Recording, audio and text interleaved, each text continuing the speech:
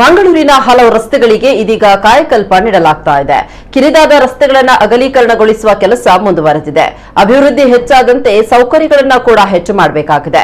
ಈ ನಿಟ್ಟಿನಲ್ಲಿ smart city ಹಾಗೂ ಮಹಾನಗರ ಪಾಲಿಕೆ ವತಿಯಿಂದ ರಸ್ತೆ ಸಂಚಾರ ಸುಗಮಗೊಳಿಸುವ ನಿಟ್ಟಿನಲ್ಲಿ ಕಾಮಗಾರಿಗಳು ತ್ವರಿತವಾಗಿ ನಡೀತಾ ಇದೆ. ಏಕಮುಖ ಸಂಚಾರ, ಸಿಗ್ನಲ್ ಅಳವಡಿಕೆ, ರಸ್ತೆಗೆ ಕಾಂಕ್ರೀಟ್ ಡಿವೈಡರ್ ನಿರ್ಮಿಸಲಾಗ್ತಾ ಇದೆ.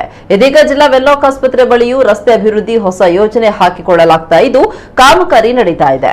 ಜಿಲ್ಲಾ ವೆನ್ಲಾಕ್ನ 2 ಬ್ಲಾಕ್ಗಳ ನಡುವೆ ಇರುವಂತಹ ರೈಲು ನಿಲ್ದಾಣಕ್ಕೆ ಸಂಪರ್ಕ ಕಲ್ಪಿಸುವಂತಹ ರಸ್ತೆಯಿಂದ ಆ ಭಾಗದಲ್ಲಿ ಕೆಲವೊಂದು ಸಮಸ್ಯೆಗಳಿವೆ. ಮುಖ್ಯವಾಗಿ ಶವಾಗಾರ, ಕ್ಯಾಂಟೀನ್ ಮೊದಲಾದವುಗಳು ರಸ್ತೆಯ ಇನ್ನೊಂದು ಭಾಗದಲ್ಲಿದ್ದು ರಸ್ತೆ ದಾಟಿ ಹೋಗಬೇಕಾದ ಅನಿವಾರ್ಯತೆ ಇದೆ. ಅಲ್ಲದೆ ರಸ್ತೆಯಲ್ಲಿ ವಾಹನ ದಟ್ಟಣೆ ಇರೋದ್ರಿಂದ ಆಂಬ್ಯುಲೆನ್ಸ್ಗಳ ಸುಗಮ ಸಂಚಾರಕ್ಕೂ ಅಡಚಣೆ ಉಂಟಾಗ್ತಾ ಇದೆ. ಈ ಕಾರಣಕ್ಕೆ ರಸ್ತೆಯಲ್ಲಿ ಸಂಪೂರ್ಣವಾಗಿ ಸಂಚಾರ ನಿರ್ಬಂಧ ಮಾಡಿ ಪಾಲಿಕೆಗೆ ಸಂಬಂಧಿಸಿದ ಆ ಜಾಗವನ್ನ ವೆನ್ಲಾಕ್ಗೆ ಬಿಟ್ಟುಕೊಟ್ಟುಕೊಳ್ಳಲು ಚಿಂತನೆಯನ್ನ ಮಾಡಲಾಗಿದೆ.